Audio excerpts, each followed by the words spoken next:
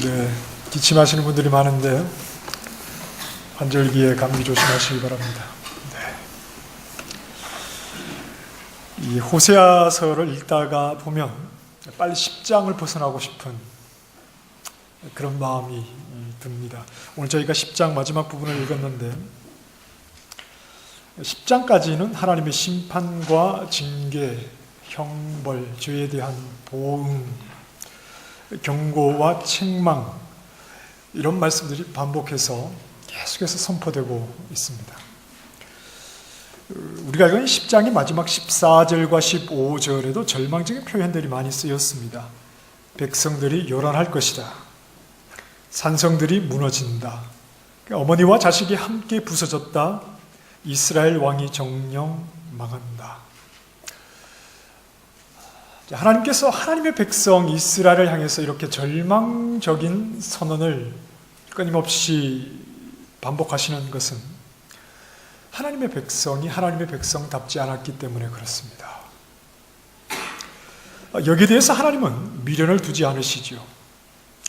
하나님의 백성이 하나님의 백성답지 않으실 때 그들을 향해서 멸망의 말씀을 끊임없이 선포하시는 데는 하나님 백성이 백성답지 않다면 더 이상 미련을 두지 않겠다. 물론 이 말씀은 하나님이 자기 백성을 완전히 버리시겠다, 그런 뜻은 아닙니다. 그러나 하나님의 백성이 백성 아닌 것을 그냥 두고 보시지는 않겠다 하는 겁니다. 이렇게까지 하시는 하나님을 보면서 그분의 마음이 어떠한가 하는 것을 우리는 알 수 있습니다. 하나님은 자기 백성이 자기 백성다워야 하는 이 문제에 대해서는 타협하지 않으시겠다는 겁니다. 적당히 하나님의 백성다운 이러한 모습이 아니라 하나님의 백성이라면 하나님의 백성다워야 한다. 이 문제에 관한 한 내가 결코 타협하지 않겠다 하는 하나님의 마음이 여기에는 나타나 있죠. 적당히 넘어가지도 않겠다 하시는 겁니다. 하나님이 자기 백성에 관한 한 백성다워야 하는 그 모습의 만족스러운 결과를 하나님은 원하신다 하는 거죠. 우리가 출애굽기 32장의 사건을 잘 알고 있지 않습니까? 금송아지를 만든 사건 말입니다. 출애굽기 20장에 보면 하나님께서 이스라엘 백성들에게 분명히 말씀하시죠. 나 외에 다른 신을 둬서는 안 된다. 어떤 것의 형상을 만들어서 또 안 되고 그것에 절해서도 안 된다. 그것을 섬겨서는 안 된다. 분명히 이렇게 말씀을 하시고 이스라엘 백성도 이 하나님의 말씀에 다 동의를 했습니다. 그런데 이스라엘 백성이 뭘 만들었죠? 금송아지를 만들었죠? 금송아지를 만들어서 하나님을 대신해서 섬기려고 할 때 시내산 위에서 하나님 앞에 있던 모세에게 하나님께서 이렇게 말씀하십니다. 내가 그들에게 진노하여 그들을 진멸하고 너를 큰 나라가 되게 하겠다. 그들은 내 백성 아니다 하는 겁니다. 진멸하겠다는 말은 다 죽여서 없애버리시겠다는 말입니다. 그리고 모세 너로부터 다시 시작하겠다. 하나님께서 이렇게 분명하게 하나님 백성들이 백성답지 못할 때 하나님께서 하나님의 뜻을 분명하게 드러내십니다. 하나님의 백성이라면 달리 선택할 것이 없습니다. 하나님의 백성답게 살든지 멸망하든지 이것 외에는 다른 선택이 없습니다. 하나님의 백성답든지 아니면 멸망하든지. 하나님께서 자기 백성에게 요구하시는 것은 절대 타협될 수 없는 그런 부분들입니다. 그만큼 자기 백성에게 바라시고 기대하시는 것이 분명하다 하는 말이겠죠. 이것은 오늘 우리에게도 마찬가지입니다. 오늘 우리가 하나님의 백성, 교회로 하나님의 백성으로 살아갈 때 하나님께서 우리에게 바라시는 것은 분명합니다. 우리가 하나님의 백성이라면 하나님은 하나님의 백성답기를 원하시는 겁니다. 그 하나님의 마음을 알지 못한 채 우리의 어떤 욕심을 잘 포장해서 그 욕심을 채우기 위해서 하나님의 능력을 이용하려고 한다든지 아니면 내가 생각하는 그런 삶의 편안함, 그것을 잃어버리지 않고 유지하기 위해서 그렇게 하나님 앞에 나와 하나님을 부른다든지, 아니면 복잡한 하나님은 좀 싫고 나의 모든 것을 요구하는 그런 하나님은 좀 부담스럽고 그저 우상처럼 내가 필요한 문제가 있을 때 그것을 가지고 나가 열심히 기도하면 그 열심히 기도하는 것을 듣고 응답해 주는 그 정도의 하나님, 내 열심으로 얼마든지 감동시킬 수 있는 그 정도의 하나님으로 생각을 하고 우리가 하나님을 믿고 있다면 빨리 생각을 고쳐야 됩니다. 하나님은 우리에게 그런 것을 원하시는 것이 아니라 하나님이 바라시는 진정한 하나님의 백성으로 우리 모두가 서기를 원하시는 겁니다. 하나님이 우리에게 기대하시는 것이 무엇인지에 대해서는 별로 관심이 없고 늘 나의 기대로 내가 원하는 것으로 하나님 앞에 나아가고 내가 원하는 것을 얻는 데 우리의 중심이 있다면 그것은 하나님이 기뻐하시는 하나님의 백성의 모습이 아니다 하는 겁니다. 자, 그렇다면 하나님은 왜 이 부분에 대해서 타협이 없으실까요? 하나님은 자기 백성에게 끝까지 타협하지 않고 하나님 백성이라면 하나님 백성다워야 한다는 이 뜻을 끊임없이 밀어붙이고 계시는 걸까요? 그 이유는 두 가지죠. 하나님이 어떤 분이시냐, 하나님이 어떤 분이신가를 알고, 그리고 하나님의 백성으로 산다는 것이 무엇을 뜻하는 것인가를 알게 된다면 왜 하나님께서 이 부분에 대해서 양보하지 아니하시고 타협하지 아니하시고 끝까지 밀어붙이시는가? 하나님 백성으로 살든지 아니면 죽든지 왜 하나님은 이렇게 극단적인 방법으로 끝까지 밀어붙이시는가 하는 것을 우리가 이해할 수 있습니다. 자, 베드로가 예수님을 향해서 놀라운 신앙 고백을 했죠. 주는 그리스도시요 살아계신 하나님의 아들이십니다. 이 고백을 했죠. 하나님이 살아계시다라고 하는 뜻을 우리는 하나님은 죽지 않는다 이렇게만 이해할 문제가 아니라고 그랬습니다. 하나님은 살아계십니다. 그렇죠? 네, 아멘 하셔야죠. 하나님은 살아계시죠? 하나님이 살아계시다는 말을 하나님은 죽지 않는다 이렇게만 이해할 수는 없습니다. 하나님이 살아계시다는 말의 의미는 하나님은 그분이 하나님 되시는 것을 중단하지 않으신다. 하나님은 그분이 하나님이시라는 것을 중단하지 아니하시는 것을 하나님이 살아계신다는 말의 의미라고 했습니다. 하나님은 항상 하나님이시지요. 스스로 하나님의 길을 포기하지 않는 분입니다. 그래서 하나님은 항상 하나님이셔서 그분의 일을 이루어가고 계십니다.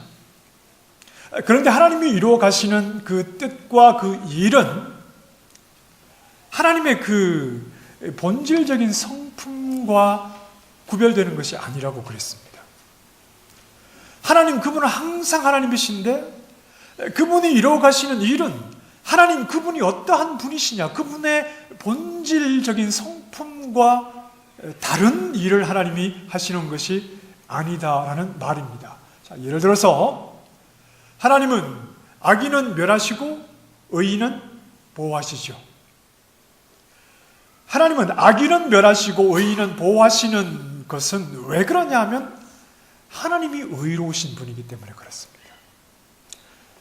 만약 하나님이 의롭지 못하신데 하나님이 악하신데 의인을 보호하실 수는 없는 겁니다.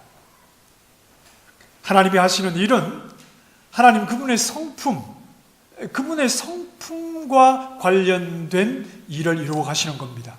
하나님이 나타내시는 뜻은 그분의 성품과 관련이 되어 있습니다. 또 하나 예를 들어서 하나님은 사랑이시죠? 하나님은 사랑이시잖아요. 이건 그분의 어떤 본질 아닙니까? 그분의 성품 아닙니까? 그분의 어떤 가지신 것이 아니라 그분 자체가 사랑 아니십니까? 그래서 하나님께서 우리에게 무엇을 요구하시죠? 서로 사랑해라 이렇게 말씀하십니다. 하나님이 우리에게 말씀하시는 뜻은 하나님 그분이 어떤 분인가와 연결이 되어 있다는 말입니다. 그래서 하나님이 그러하시니까 우리에게 그분의 뜻을 나타내시고 그렇게 이루기를 원하시는 겁니다. 본질적으로 사랑이신 하나님께서 죄인된 우리까지도 품어주시는 그 사랑으로 사랑하시면서 하나님이 스스로가 하나님 자신의 본질에 충실하시면서 거기에서 나오는 뜻을 우리도 이루기를 원하시죠. 내가 너희를 사랑한 것 같이 너희도 서로 사랑해라. 하나님은 어떤 분이시죠? 살아계신 분입니다. 그렇죠? 하나님은 하나님 되심을 중단하지 않으시죠? 하나님 그분이 이루시는 모든 일은 하나님 그분이 어떠하신가와 관련되어 있습니다. 그래서 그분 하나님이 하나님 되심을 중단하지 않고 하나님 본성적인 성품에 충실하신 모습으로 일하시는 것을 그의 백성들에게 나타내시고 또한 그 모습을 자기 백성들이 나타내시기를 원하신다는 겁니다. 여러분 이게 무슨 말인지 이해하셨죠? 네, 좀 어려울 수도 있겠습니다만 그러니까 하나님은 그분의 본질과 관련된 것을 우리에게 말씀하시고 하나님의 백성은 하나님의 본질로부터 출발된 그것을 그 말씀을 순종함으로 결국은 하나님이 어떤 분인가 하는 것을 드러내게 되는 것이 하나님 백성이 하나님의 뜻에 순종하며 살아가는 삶의 결과여야 한다 하는 겁니다. 자, 여기에는 하나님의 타협이 있을까요? 없을까요? 하나님 본질과 관련된 문제에 타협이 있을 수가 있습니까? 없습니까? 하나님은 스스로의 성품에 관해서 타협을 하실 수가 없습니다. 하나님은 의로우신 분인데 한 번쯤은 의롭지 않은 분이 될 수가 없다는 말이죠. 하나님의 백성이란 하나님의 어떠하심을 보이는 자들입니다. 이게 하나님의 백성입니다. 하나님의 백성이 해야 하는 일은 하나님이 어떠하신가 하는 것을 보이는 일입니다. 그것이 하나님이 자기 백성을 삼으신 이유지요. 하나님이 어떤 분이신 것을 알려주실 때 그 하나님을 보이고 그 하나님을 내가 아는 그 하나님을 드러내는 삶을 살아야 하는 것이 하나님 백성으로서 살아가는 사명입니다. 그것이 바로 호세아를 통해서 하나님이 계속해서 강조하시는 내용이기도 합니다. 그래서 하나님이 자기 백성에게만 주신 것이 있죠. 구약의 이스라엘 백성들에게만 주신 것이 있습니다. 그게 뭐였죠? 율법이었죠. 구약의 율법은 하나님이 막 아무나에게 막 주십니까? 애굽에게도 주시고 에돔이나 모압이나 암몬이나 막 하나님이 주십니까? 그렇게 하지 않으시잖아요. 누구라도 이 율법에 순종하기를 원하신다면 하나님 그렇게 막 하실 텐데 그것이 아니라 하나님께서 자기 백성에게만 율법을 주시는 이유가 뭐죠? 율법 속에는 그 율법을 주신 누가 드러난다고 그랬습니까? 하나님이 그 속에 드러나니까. 율법을 받은 이스라엘 백성들은 그 율법을 통해서 하나님이 어떤 분인지를 알고 내가 아는 하나님이 머리에 지식으로만 아는 하나님이 아니라 내 전 인격으로 하나님을 아는 자라는 것을 율법을 순종함으로 살아가는 것이 하나님 백성의 정체성이었죠. 하나님이 다른 것으로 하나님 백성을 이방 사람들과 구별하는 것이 아니라 그들에게만 율법을 주시고 그 율법을 순종함으로 자신들이 하나님을 아는 것과 하나님을 아는 자답게 살아가는 것으로 하나님을 알지 못하는 이방 사람들과 하나님의 백성 이스라엘을 하나님이 구별하셨다 하는 사실입니다. 자, 여기에 하나님 백성의 사명이 있습니다. 하나님 백성에게만 율법을 주셨고 그 율법을 주신 의미가 하나님을 아는 것이라고 한다면 하나님 백성의 사명은 바로 여기에 있는 겁니다. 하나님을 율법을 통해서 하나님을 보이고 하나님을 나타내는 일을 사명으로 그것을 사명으로 삼고 살아가는 자들이 하나님의 백성이어야 합니다. 그런데 그렇게 되었습니까? 되지 않았습니까? 그렇게 되지 않았죠. 이스라엘은 그렇게 하지 못했습니다. 자, 호세아서 4장으로 한번 가보실까요? 몇 장 넘기셔서 앞으로 4장 6절 말씀을 한번 보십시다. 4장 6절 말씀입니다. 시작. 내 백성이 지식이 없으므로 망하는도다. 내가 지식을 버렸으니 나도 너를 버려 내 제사장이 되지 못하게 할 것이요 내가 내 하나님의 율법을 잊었으니 나도 내 자녀들을 잊어버리리라. 하나님께서 자기 백성을 버리시는 이유는 간단하죠. 하나님의 율법을 버리고 율법 속에 나타나신 하나님의 모습을 보이는 삶을 살아가지 못할 때, 그것이 하나님 백성의 사명인데 그러한 삶을 살아가지 못해서 하나님 백성답지 못할 때 하나님이 이들을 버리십니다. 존재할 이유가 없죠. 이방 가운데 살면서 자신들만이 알고 있는 하나님, 여호와 하나님은 누구만 알고 있죠?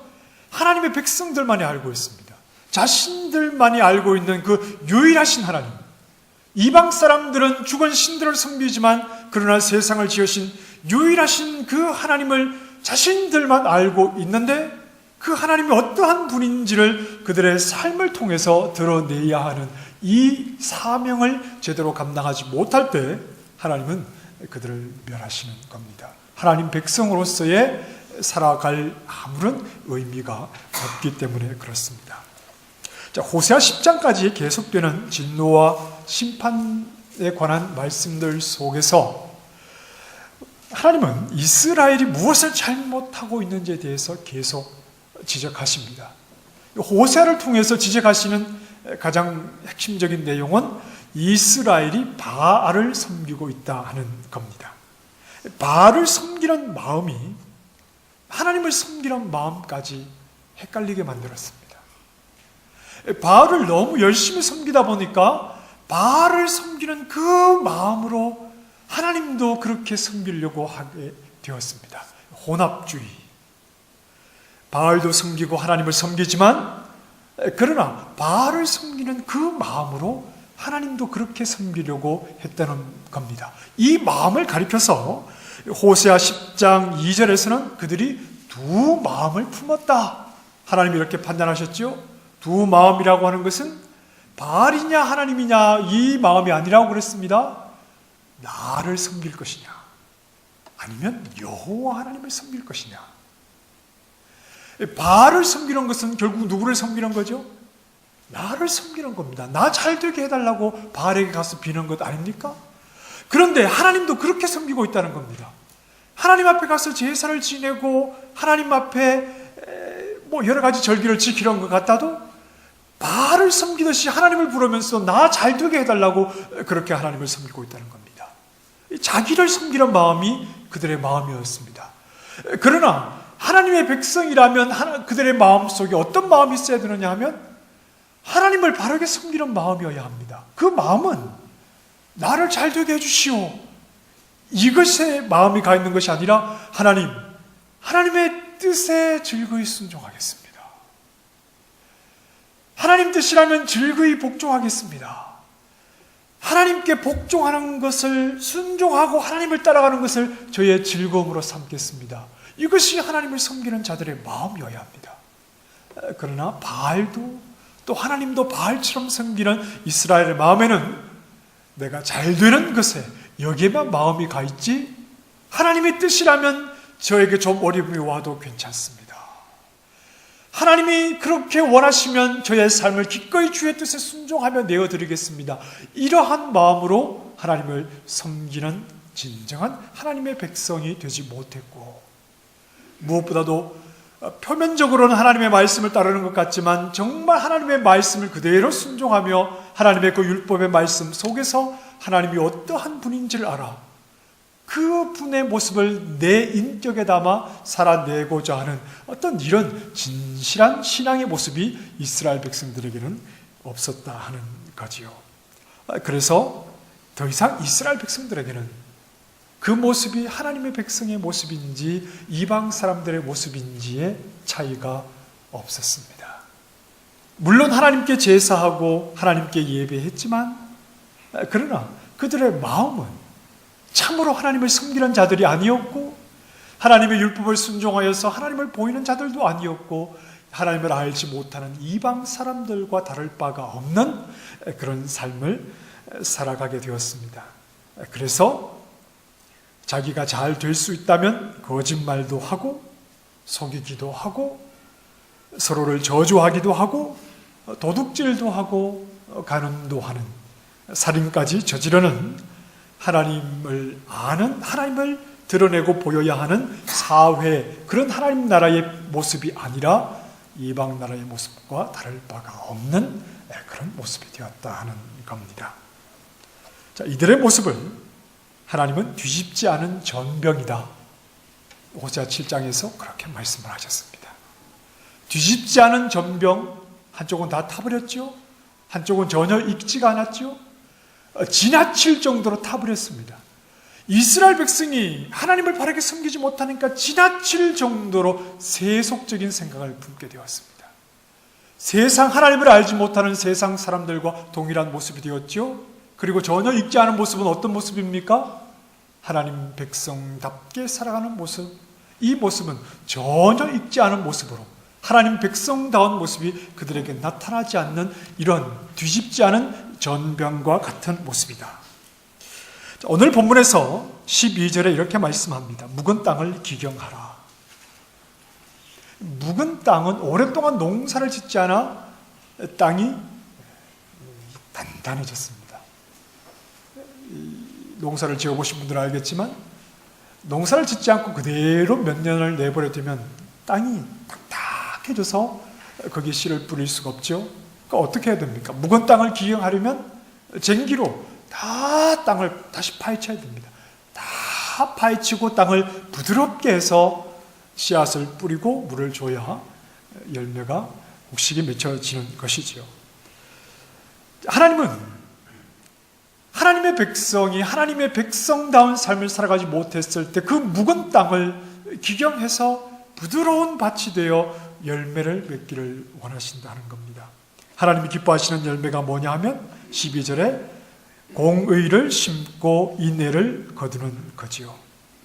공의와 인애라고 하는 것이 하나님의 백성 이스라엘이 보여야 하는 이 모습이라는 겁니다. 공의라고 하는 것은 바른 관계로 결국은 나타나게 되는 겁니다. 내 유익을 위해서 이웃을 함부로 대하지 않는 겁니다. 약한 이웃이 있다고 해서 내가 원하는 대로 그에게 억울함을 주는 그런 일이 없지요. 그를 이용하려고 하지 않고 이웃에게 도둑질을 한다거나 간음을 저지른다거나 살인을 하는 것으로 해서 이웃과의 관계를 이기적인 마음으로 깨뜨려 버리지 않고 바른 관계를 유지하게 되는 것, 이것이 바로 공의가 보이는 결과 가운데 하나겠죠. 그리고 인애라고 하는 것은 히브리 말로 헤세드입니다. 이건 사랑이라는 말이기도 하고 은혜라는 말이기도 하고 불쌍히 여긴다는 긍휼이라는 말이기도 하고, 이웃이 연약해도 또 옆 사람의 부족함을 볼 때 그걸 무시하지 않고 오히려 그의 연약함을 불쌍히 여기는 마음으로 내가 도울 수 있는 모습으로 그를 도와줄 수 있는 것, 이것이 바로 이 헤세드, 인애의 모습입니다. 하나님의 백성이라고 하는 예루살렘 초대교회가 그랬죠. 하나님의 진정한 백성이었던 이 교회, 예루살렘 초대교회가 이런 인애의, 공의와 인애의 모습으로 서로가 서로를 섬기는 이런 모습이 나타났습니다. 하나님께서 자기 백성에게서 보기 원하는 모습이 이러하다는 겁니다. 왜냐하면 하나님은 언제나 자기 백성을 향해서 공의와 인애로 대하시기 때문입니다. 하나님은 하나님의 필요를 위해서 우리를 이용하시는 적이 없습니다. 하나님 자신의 이기적인 욕망을 위해서 우리를 그렇게 마음대로 부리시고 그러시는 분이 아닙니다. 오히려 하나님은 우리가 연약할 때, 우리가 부족함을 보일 때 하나님 앞에 나아가 하나님의 도우심과 불쌍히 여겨주시기를 구할 때 그분의 끝없는 용서와 끝없는 그분의 긍휼하심으로 아무리 연약하고 아무리 부족해도 하나님 앞에 나아가 도우심을 구할 때, 긍휼히 여겨주시기를 구할 때 그 큰 사랑으로 우리를 품어주시고, 우리가 부족할 때마다 용서해 주시고, 하나님 앞에 가서 용서를 구할 때 하나님이 늘 우리를 향해서 용서해 주시고, 우리의 모든 연약함을 끌어안아 주시는 그 인애의 모습으로 항상 우리를 대하시니, 우리가 아는 하나님은 그 공의와 인애의 하나님, 그 하나님 밖에는 아는 하나님이 없는 거지요. 그러니 그 하나님의 모습을, 내가 아는 그 하나님의 모습을 우리의 인격에 담고 살아가야 하는 것이 당연합니다. 하나님이 이렇게 포기하지 않으시는 이유는, 하나님의 백성이라면 하나님의 백성다운 삶을 살기를 포기하지 아니하시는 이유는, 이것은 하나님 자신의 본질에서 나오는 것이기 때문에 그렇습니다. 다르게 말하면 하나님의 형상이기 때문에 그렇습니다. 하나님 그분의 형상을 우리에게 끊임없이 원하시는 겁니다. 하나님의 백성에게 하나님이 원하시는 것은 하나님이 어떠하심을 닮은 그 형상을 가지고 살아가기를 하나님은 자기 백성에게 끊임없이 원하시는 거지요. 하나님은 그분의 형상이 우리를 통해서 확장되기를 원하시는 겁니다. 그분의 형상이, 그분을 안다고 하는 하나님의 백성을 통해서 더욱더 확장되기를 원하시는 거지요. 그래서 그분의 형상으로 지음받은 자들로 생육하고 번성하는 땅이, 다시 말해서 하나님의 나라가 그렇게 세워지기를 원하시는 겁니다. 이것이 창조의 목적이고, 하나님은 이 일을 계속해서 이루어가고 계시는 겁니다. 자기 백성들을 통해서 하나님의 형상을 가진 자들이 더욱더 편만해지기를 원하시는 것이 하나님이 자기 백성에게 원하시는 것이요, 오늘 우리가 하나님의 백성으로 살아간다면 우리가 무엇을 위해서 살아가야 하는가에 대한 분명한 목적과 분명한 방향 또한 하나님의 형상을 입은 자로 이 땅 가운데 서야 한다 하는 것에서 우리는 흔들리지 말아야 하는 겁니다. 이 일을 위해서 하나님은 하나님의 형상을 가지신 아들까지 우리에게 보내셨습니다. 하나님의 아들을 보내셨다는 말은, 아들까지 보내셨다는 말은 하나님이 이 일을 포기하지 않으시겠다 하는 겁니다. 진정한 하나님의 백성, 하나님이 원하시는 그 하나님의 백성을 하나님의 형상으로 오신 그 아들을 통해서 이루시겠다는 것은 하나님께서 원하시는 하나님 백성의 모습을 결코 하나님은 포기하지 않으시겠다 하는 겁니다.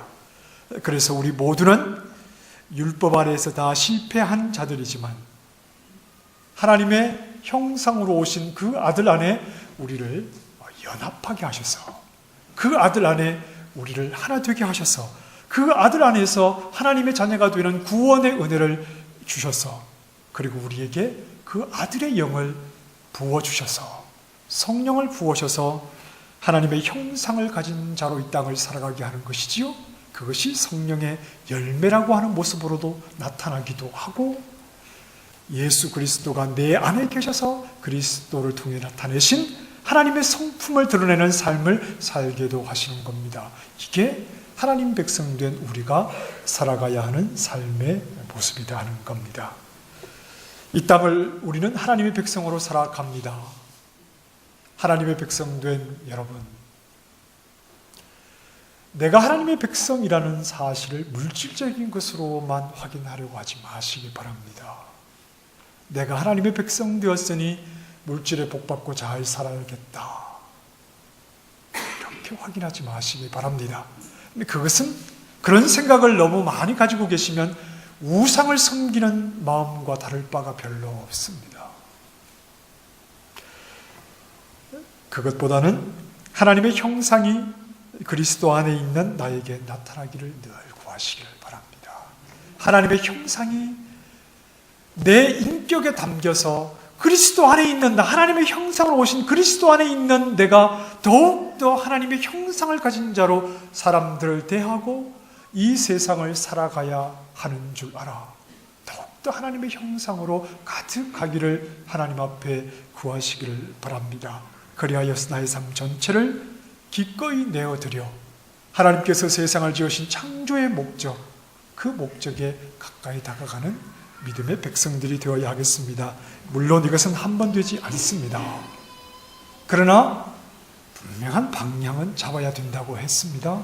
끊임없이 내 인격 속에 하나님의 형상을 채워가기를 하나님 앞에 늘 엎드려 나 자신을 내어드리면서 한 번 해서 되지 않아도 포기하지 말고 하나님이 원하시는 하나님의 형상을 가진 하나님의 백성으로 늘 살아가시기를 힘쓰는 믿음의 종들이 되시기를 주님의 이름으로 축원합니다.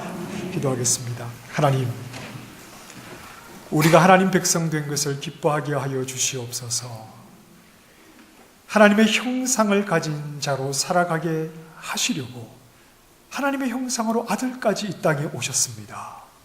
그 아들 안에 우리 연합되게 하여 주셨으니 하나님의 백성으로 이 땅을 살아간다 하면서 그저 물질적인 것에 우리의 마음이 가있지 않게 해주시고 어떻게 하면 그리스도와 연합된 내 전 인격 속에 더욱더 하나님의 형상이 많이 나타날 수 있을까?